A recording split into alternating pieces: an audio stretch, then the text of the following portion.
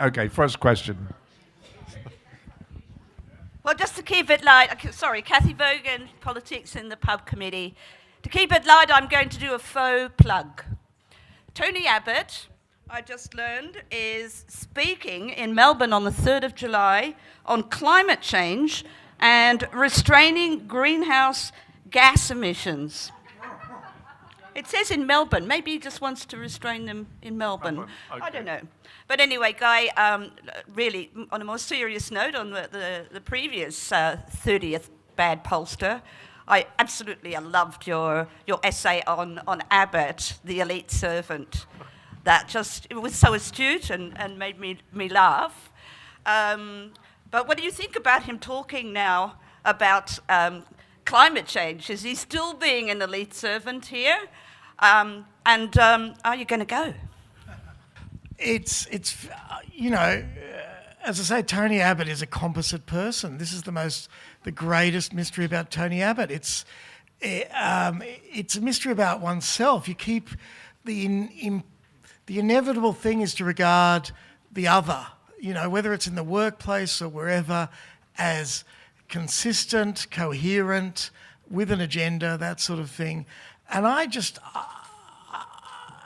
any agenda Abbott has is undermined by the fact that he's a multiplicity of people. He always imagined himself to be the great right-wing saviour. And, I felt a degree of human sympathy for him when it all came apart for him, on the grounds that you get all that way in this ambition. Your parents told you were going to be Pope or Prime Minister, that sort of thing. You get all this way, you achieve it, and you're absolutely shit at it. And it sort of works its way all the way back through the rest of your life. We all have our successes and failures, but Abbott's, life is like this grand catastrophe. So for him to talk on climate change, at some point you go, don't try and overinterpret Tony Abbott. Don't try and go, oh, what's this now?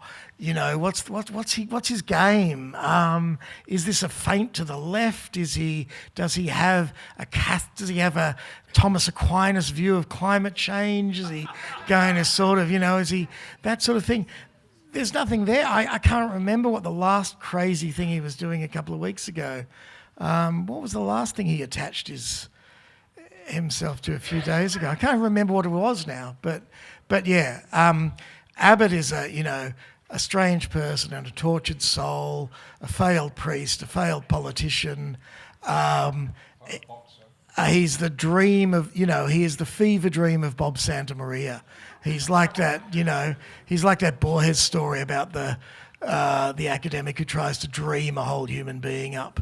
And that's Abbott. He's just someone else's dream. He's an interesting illustration of what happened. He and a few others came along at the very end of the Cold War, the late 70s, when really the left on the campus had been defeated and that sort of thing. And he was part of Santamaria's last crop of trainees and that sort of thing. By that time, Bob Santamaria was so into Nietzsche that that he couldn't really effectively, communicate. And these guys were, not so much, sort of stern warriors of Catholicism as ruggerbuggers who were rooting everything that moved, which sort of undermined their ability to project a politics of value. And, thus we get to Barnaby Joyce. I'm sorry, that's not really an answer, but, Okay, Kieran, very brilliant talk. Kieran from the Politics in the Pub Management Committee. Okay, Malcolm Turnbull, a pretend small L liberal centrist replete with a fake leather jacket, an unrepentant merchant banker, an elite servant of the big end of town, a man of no qualities, devoid of principles. His only motivation, it seems, that yes, a bastard son can make it to the position of Australian Prime Minister, myopically fixated on keeping power for the sake of keeping power, his only success strengthening the uglies, the hard, dry, extreme right wing of his party.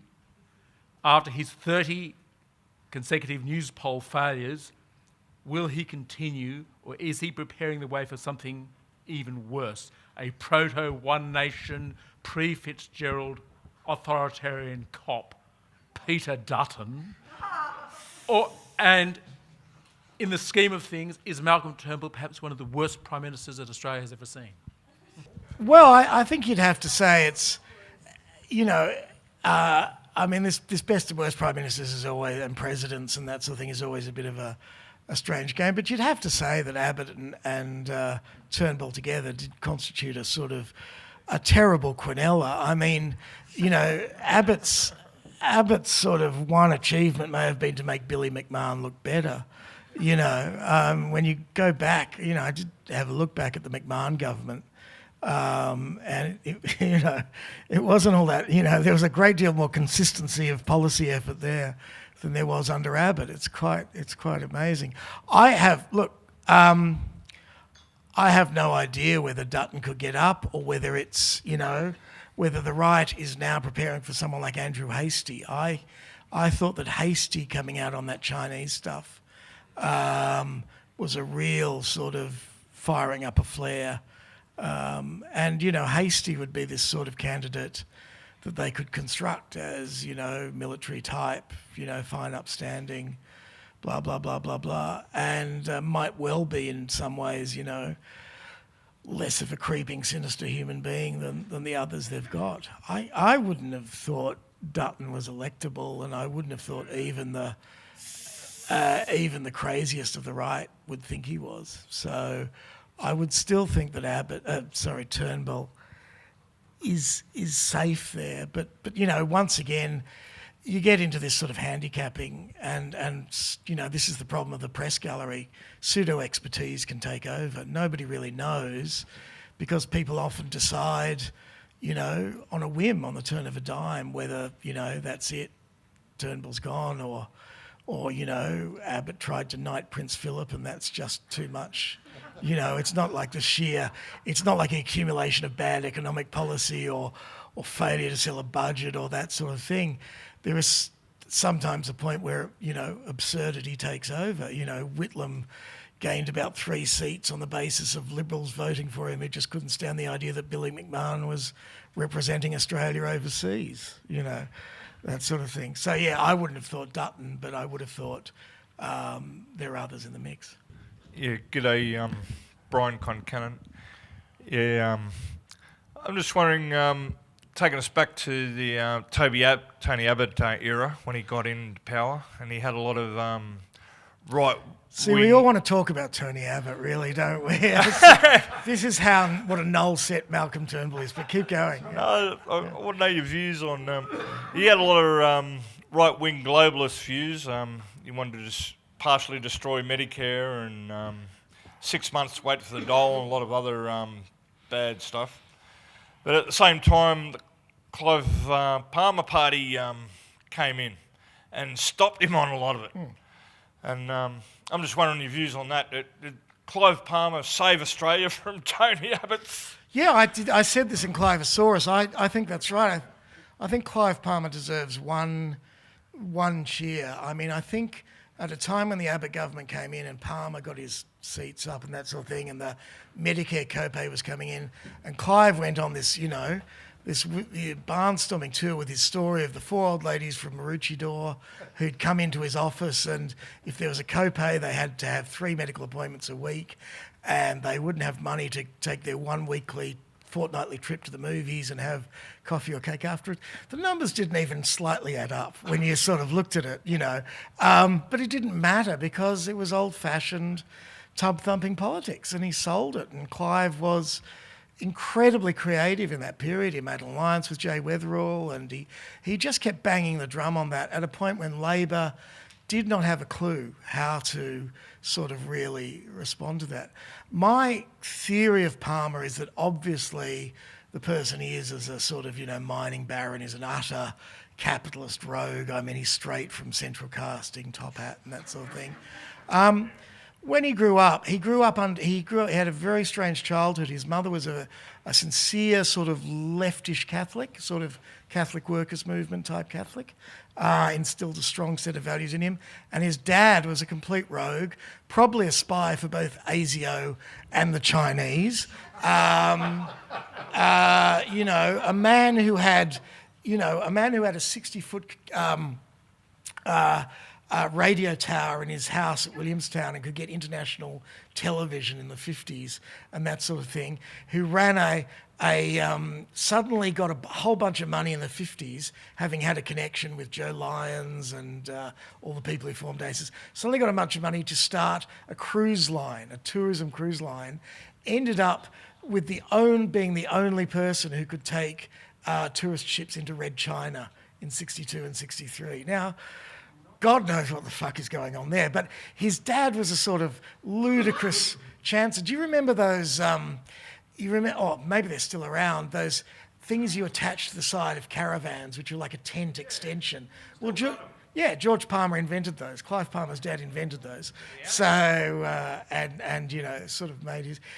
And I think Clive, underneath all that roguishness and all that opportunism and just wanting to embarrass the government, and his anti-green politics, I think he had an old sort of Catholic centrist social movement politics, and that he was genuinely opposed to things like doing that to Medicare and that sort of thing. You know, it doesn't matter if that's true or not. He did what he did, and he undoubtedly... And I think that's one of the things that's interesting about, in terms of politics, is how shit Labor were at basic populism. They couldn't, they just didn't have a clue how to talk about Medicare. They didn't have a clue to talk about, that you always have the possibility of a fee-free doctor somewhere in every decent-sized city, that you must be able to, or, for everybody on healthcare cards and that sort of thing. They just couldn't even begin to grapple with it. They couldn't talk in terms of the, to use the Habermas thing, the life world rather than the system. And Clive could, yeah. Oh, thanks very much, Guy. That was a tour de force, Thank you. that talk. Jim McElroy, Green Left Weekly Socialist Alliance. I just wanted to mention one aspect in which Malcolm Turnbull is a leader, and that is, as revealed in the press a few days ago, he is the highest paid political leader in the OECD, in the advanced capitalist world. He earns $540,000, and Donald Trump earns $400,000. Cop that. Now, okay, the reason I wanted to raise this is I think your analysis is very interesting. I wanted to mention the fact that it looks like our political leaders actually are all former bankers, and that we now have a sort of corporatist situation in Australia where the political leaders are moving back and forward, certainly on the Liberal side, between big industry and banks and seamlessly. So we've got a complete integration now of the leading elements of the capitalist system and political leadership. And maybe to finish off, having looked at the Banking Royal Commission, our political leaders have learnt their trade in the banks, and they're applying the same principles in their political life. So I wonder if you could comment on this whole question of the corporatist nature now of political leadership and capitalist leadership. Thanks. Yeah, I think it's less corporatist than it is monopoly capitalism, and monopoly and finance capitalism, and a smooth integration of the system. And, there's no surprise of that from the right-wing side. But what's interesting now is how it's happened with Labor. We've never been surprised by, Labor people jumping into business or trade union leaders taking a cut and that sort of thing. But what has happened with this particular and peculiar system we've had of compulsory superannuation and the management of these vast funds is that the whole role of the trade union movement has become utterly contradictory, because we have these vast funds invested in the stock market. So quite aside from any legislative barriers to strikes or legal action or anything like that, for a union running super funds or hands off or otherwise, to even think about a strike is in a contradictory position. Should they be against capital? Should they be against the stock market? At some point, that's being against their own members. And that in turn has given us this smooth system whereby, people go from being trade union leaders or student politicians to trade union leaders or trade union assistants, associates, to MPs and senators, to then, being on the board of super funds, and then right into the mainstream of banking itself. Exactly. And this is the total smoothness of the system now is absolutely staggering, really. But it seems to me much more of a problem on the left. If you have at a point, if a trade union becomes something which is really an organisation to control billions of funds under management and as a side issue manage employee relations, then it's sort of reversed its identity totally. And that's kind of happened as a sort of creeping thing because we all went, oh, super, it's great, Keating, rah-rah, and that sort of thing. Maybe we could use this as workers' capital, that sort of thing, but none of that obviously ever happened, So I think that's the really interesting contradiction at the moment. I don't know really what I'm going to say, but one thing comes to mind. One thing does come to mind, and that's the letters from Dietrich Bonhoeffer from prison. And one thing he says there is, no matter how awful it gets, no matter how cynical and cruel and dastardly it gets, he said something like, I can't quote it, but don't let it enter your soul. Don't let it become part of you. Don't become part of it.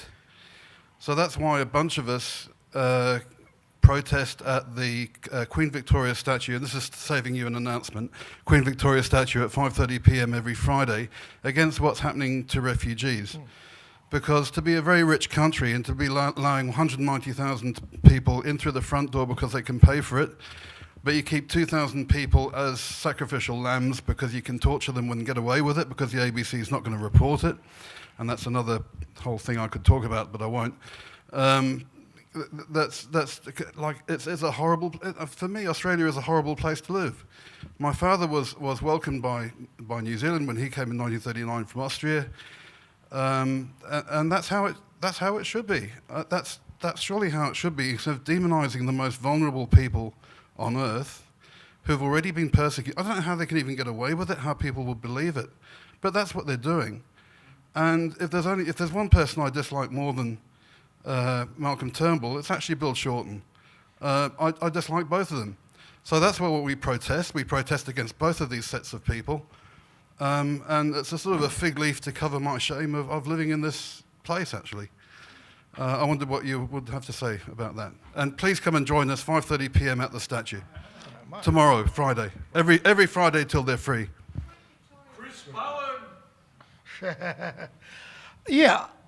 I think you're exactly right about that. And I think you're exactly right about the Bonhoeffer thing. One of the interest, I'm not going to do the Godwin thing of comparing Nazis, etc., things, but one of the interesting things that's forgotten in history is how much the Nazi regime bought its support from the German people by never switching off the consumer economy. The Nazis were producing 50,000 fridge freezers a year in 1943 at the point at which Britain had turned itself into a giant aircraft and tank factory. And one of the reasons it lost the war was because it kept this, very sort of pelfish consumer society going. And that's kind of interesting because the Nazis are then constructed in retrospect as these grim Spartans, sort of enforcing mass death.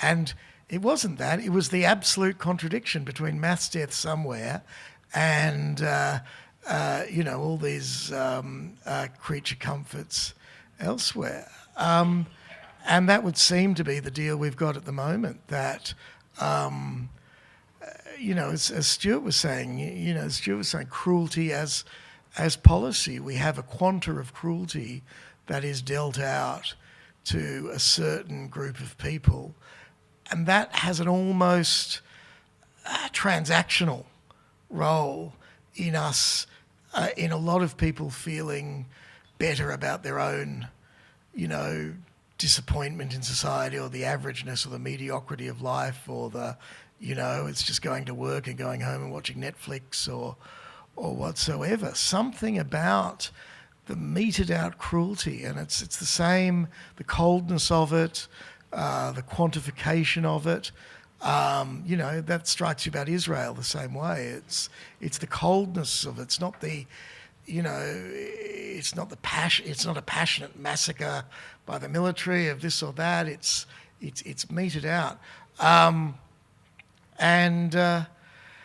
used to be, in Philosophy 101, when they do utilitarianism, there's always this, this question they pose students, about pleasure and pain, pleasure for the greatest, pain for the least. And, if the pleasure of many, this used to be a thing you used to do in Philosophy 101.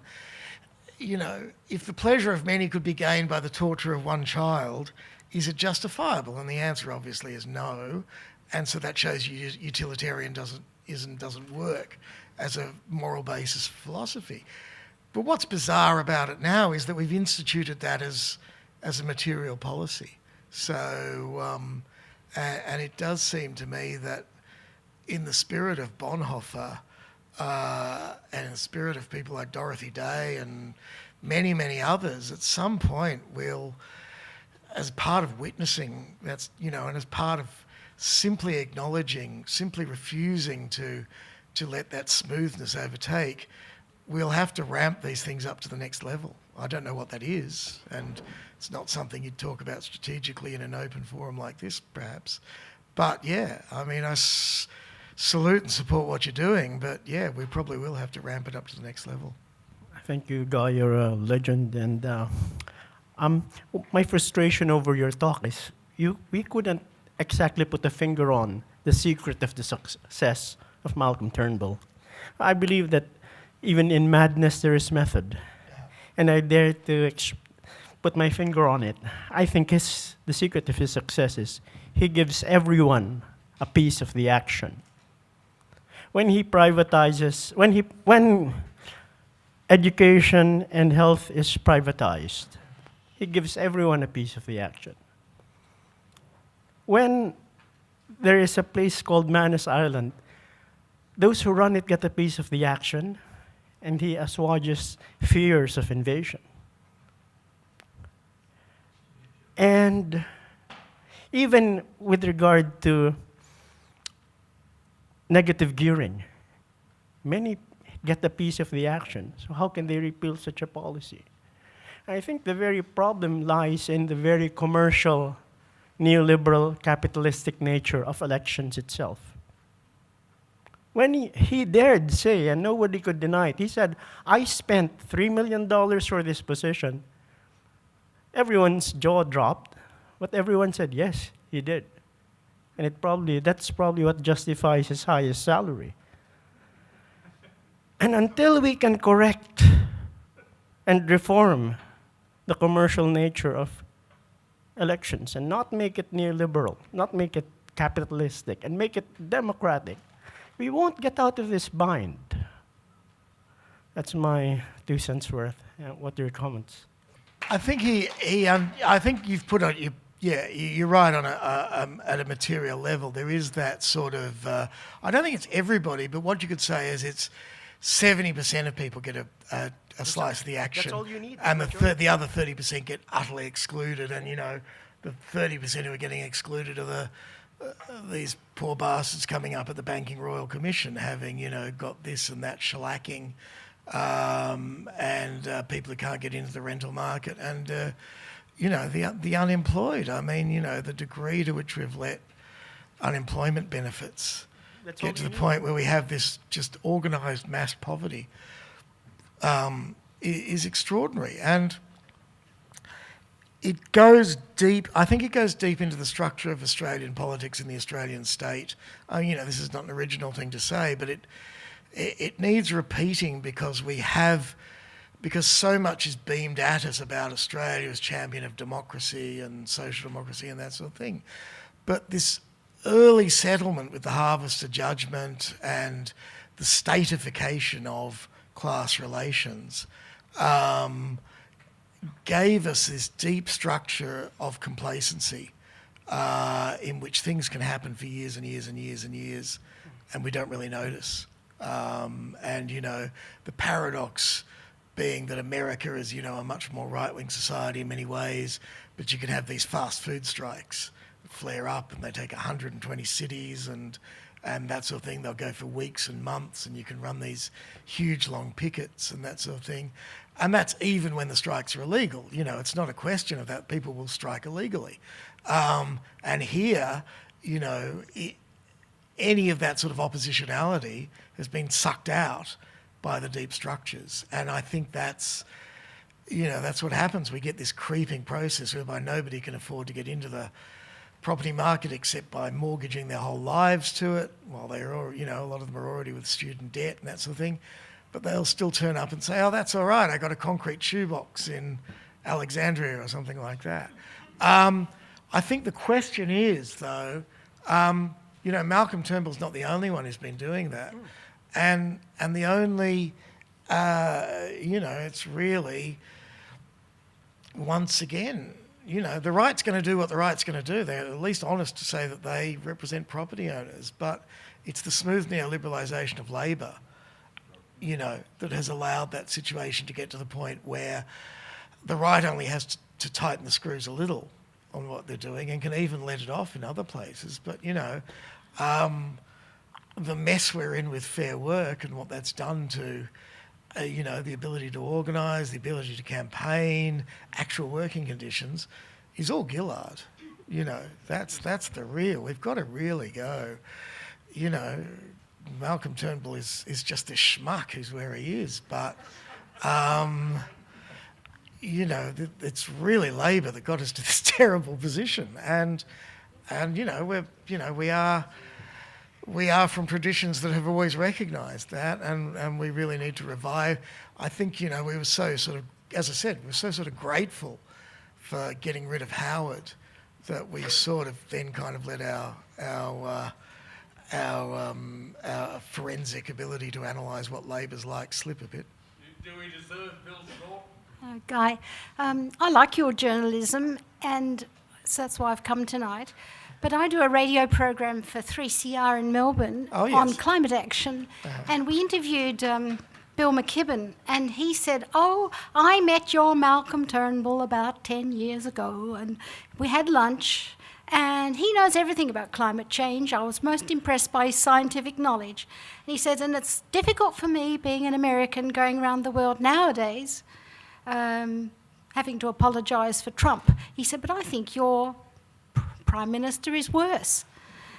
He said because he knows the truth. He knows all the things, all the information. He's kind of an educated man, whereas Trump just appeals to the populist audience and says any lies he likes.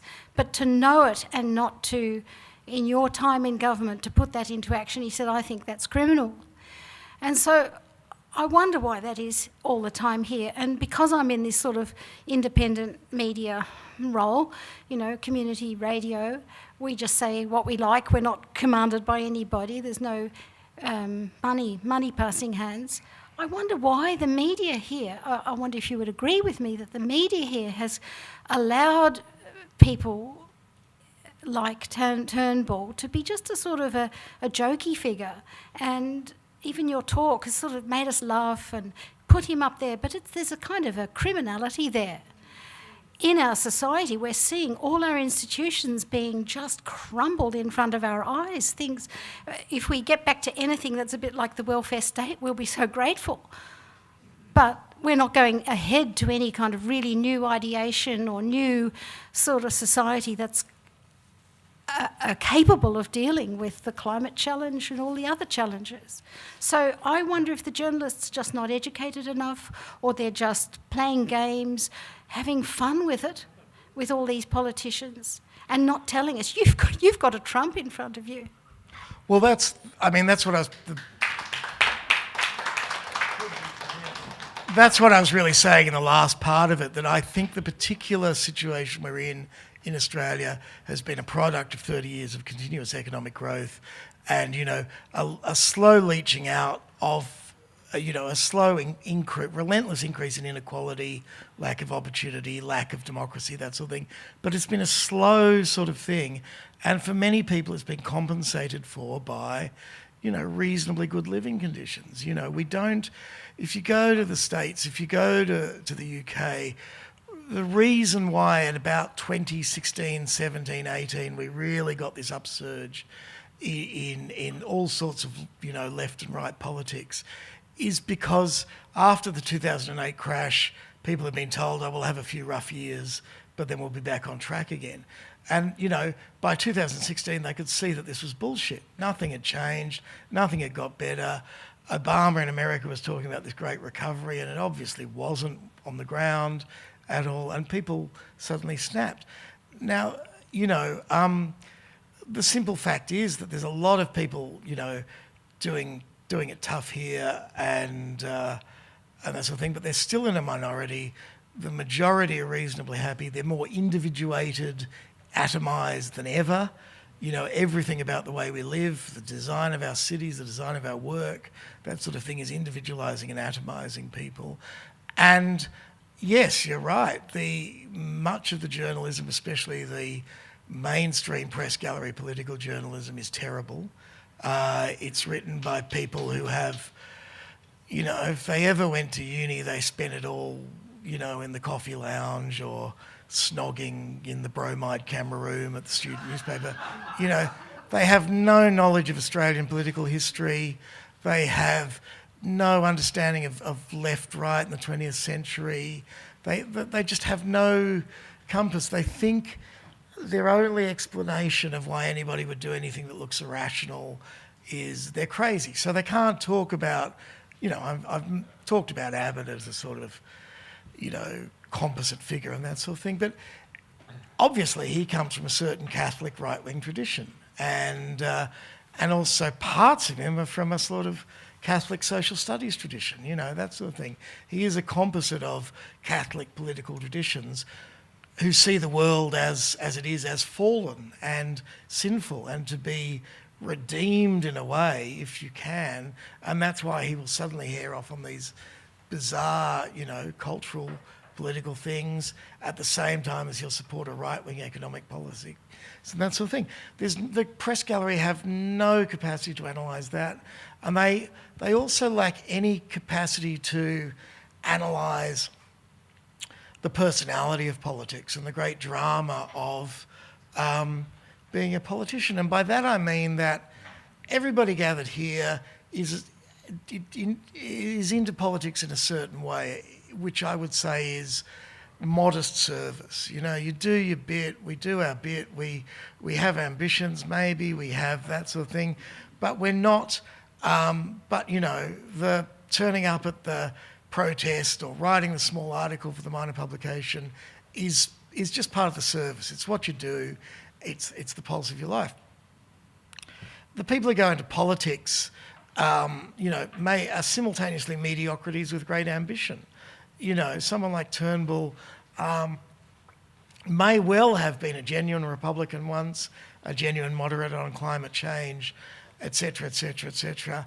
But under the shellacking of these years of politics, once again, thinking he was someone he was not, thinking he was this, merchant banker who came into politics from deal making and that he could do it all easily and that sort of thing, and finding out that he was hopeless at it and easily sort of outmanoeuvred by his troglodytic right and that sort of thing.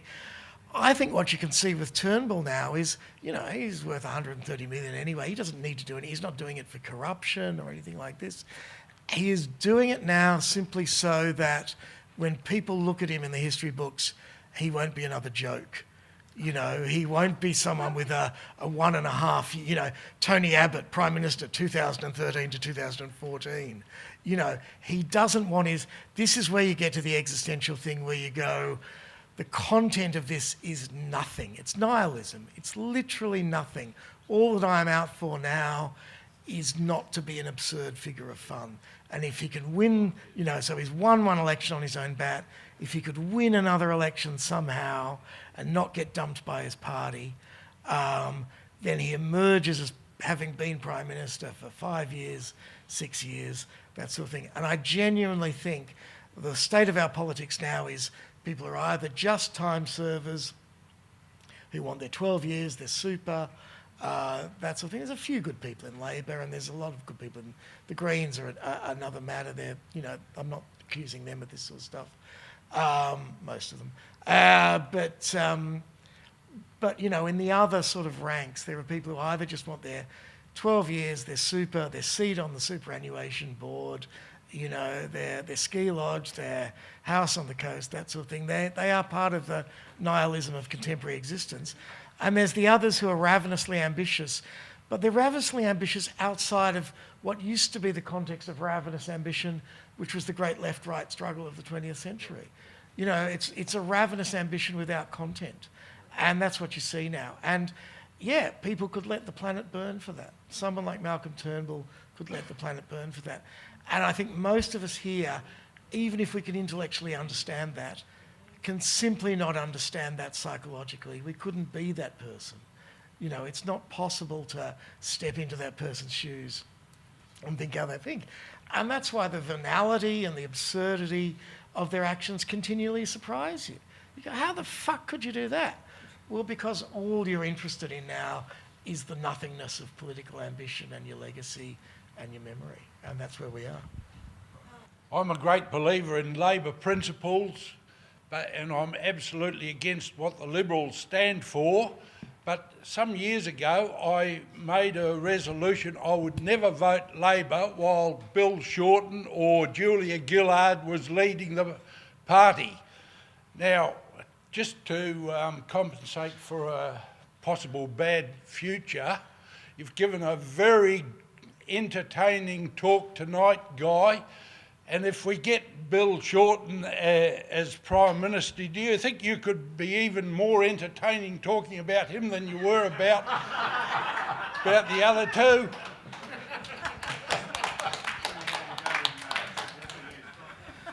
Oh, yes, I think I absolutely could. I mean, this really is the fucking thing you go. I mean, Bill Shorten is surrounded by people like Kimberley Kitching and Andrew Landieu, this whole bunch of, Melbourne gangsters. And you look at it and you go, how ultrist could I be? Could I really, I always go, it's Labor in the last instance, no matter how. I'm never going to vote Liberal, obviously, but it's always, I will actually always support a Labor vote, always advocate for it, among wavering friends and that sort of thing. Grit your fucking, oh yeah, but we're in a preferential system, always in the last instance, unless you're in a seat, but,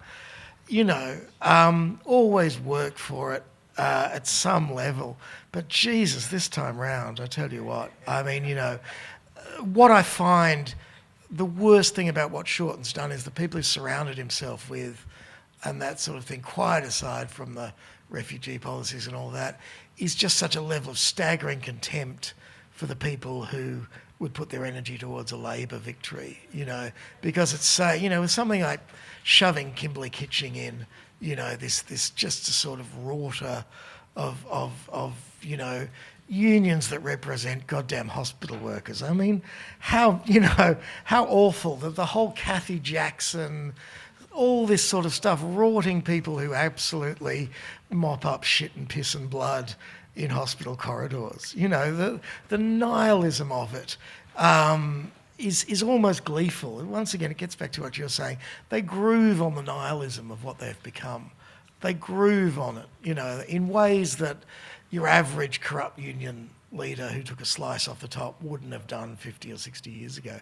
It's just a categorically different era. And it's obviously come from, the idea, not a bad idea initially, that you should get some people running unions who are lawyers and and that sort of thing. And now the total, separation, whereby unions are just run by student union leaders as fiefdoms, and exclude the actual workers by and large from being able to be in positions of power, et cetera, et cetera, et cetera. So yes, I wouldn't have any trouble, saying that about Bill Shorten. I will say one story, because I'm doing some work with the Victorian socialists down in Melbourne who are trying to get Steve Jolly has been a stalwart socialist councillor, activist, etc., for decades up into the upper house, which, there's a pretty reasonable chance.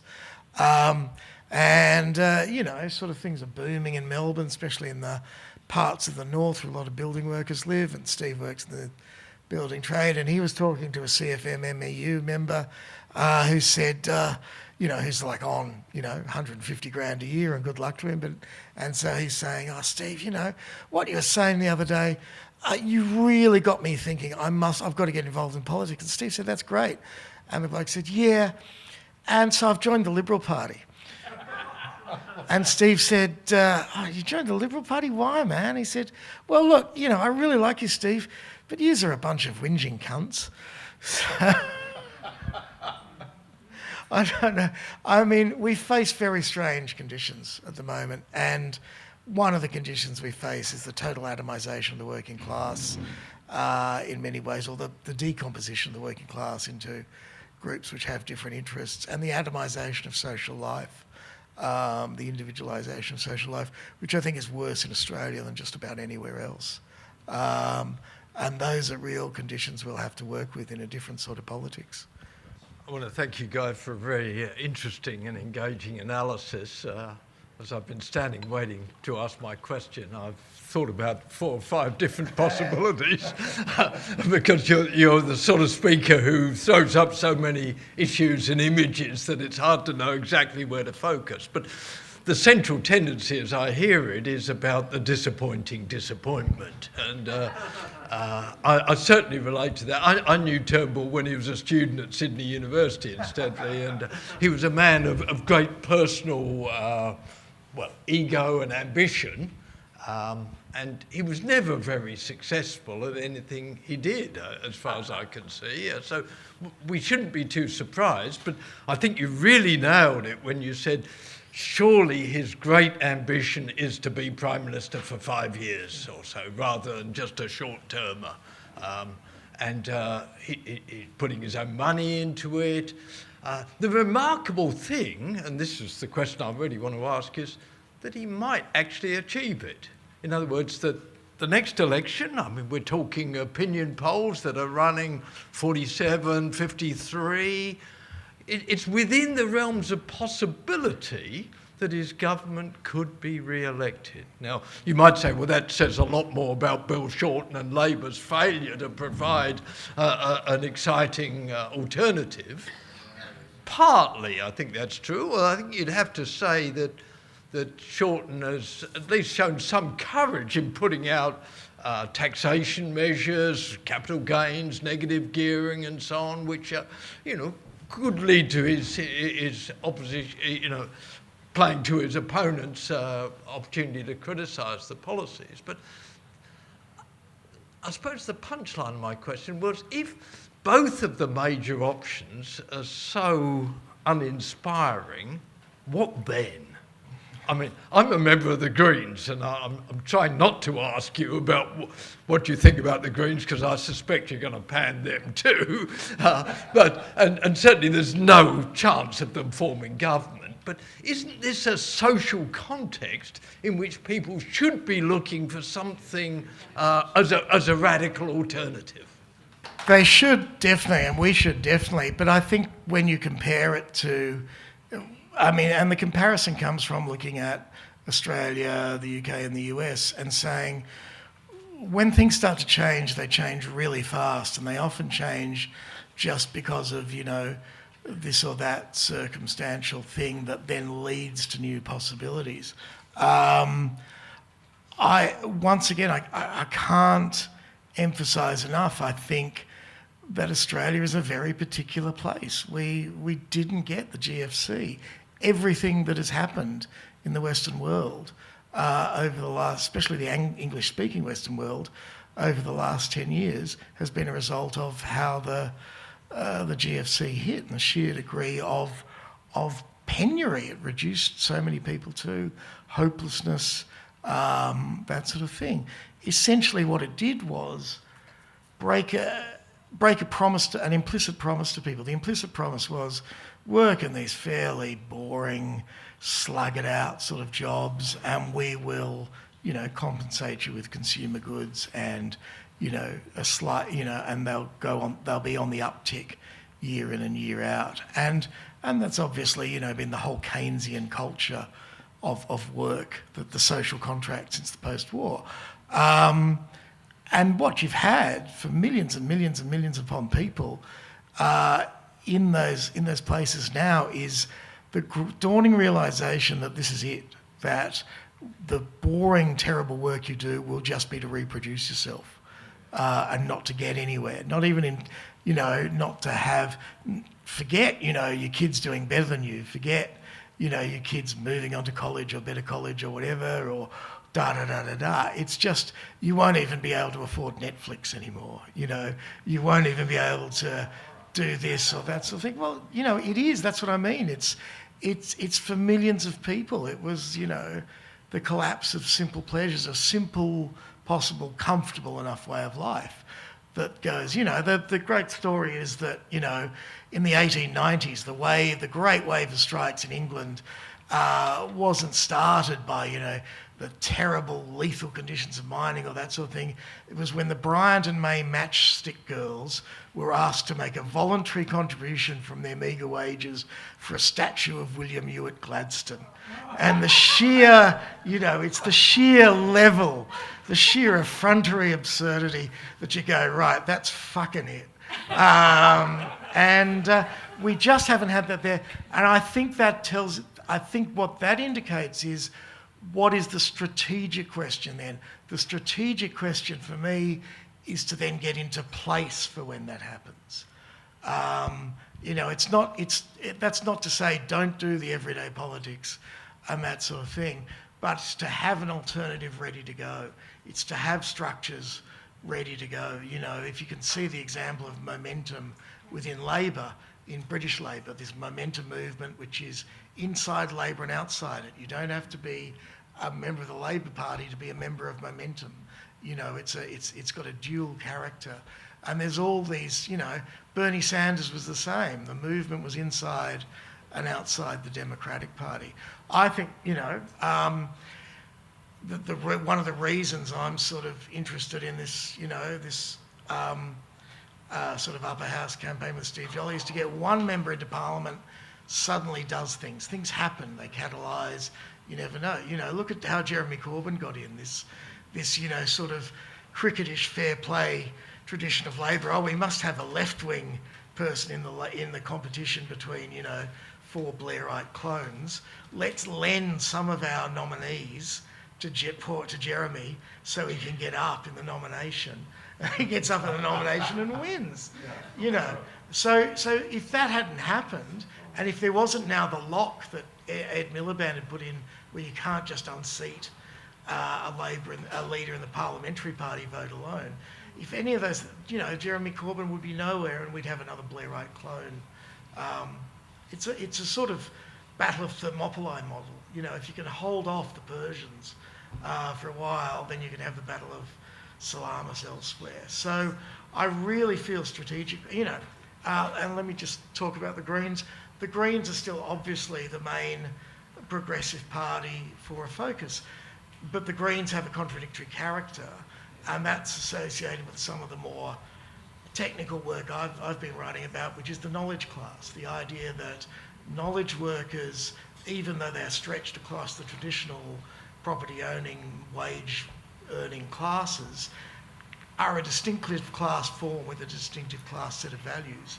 The Greens are the organic class representative, party representative of that class, and increasingly larger and larger members of that class have a big interest in things being not necessarily smaller government, but what they call smarter government, by which they mean smaller government, and less of a democratic socialist economic base with a green policy on top. So if you look at what's happening in Melbourne in the but local councils where there's 4 or 5 Green members, it's fucked. I mean, they're hopeless. They're a rabble. They're a shower. They go to the right of the Liberals. They have no idea. I'll give you a very quick story. There's a toilet block that was going to be situated in a park in Moreland, which covers Brunswick and those sorts of places, Socialist Republic of Brunswick and Melbourne.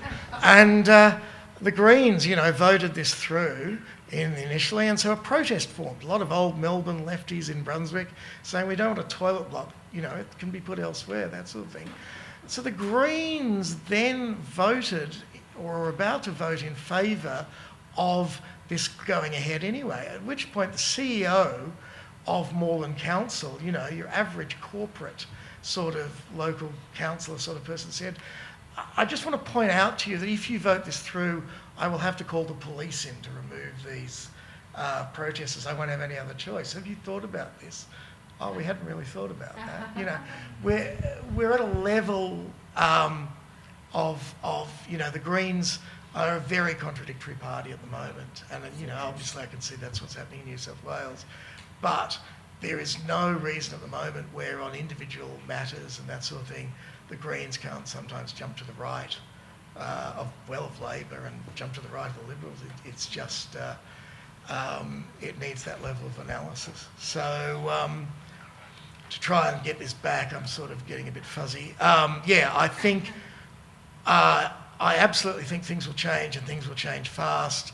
We're dialectical thinkers. Just because something has gone in a certain direction for a certain amount of time, a thing becomes its opposite. The negation of the negation, a change in quantity becomes a change in quality. And we have to be ready for that to happen. Okay, look, I'm going to take 60 seconds only to sum up. I've got to give a couple of adverts. One concerns the Association for Good Government, which is inviting you to the W.A. Dow lecture, quote, "Is there an alternative to the current banking system?" unquote. This Sunday, 2 o'clock to 4 o'clock at 122 Little Eveleigh Street. And then a very interesting book launch called The Red North, The Popular Front in North Queensland. That's on Tuesday, June the 12th, at the Resistance Bookshop, 22 Mountain Street, Ultimo. And the speakers are Jim McElroy and Brian Aarons, okay?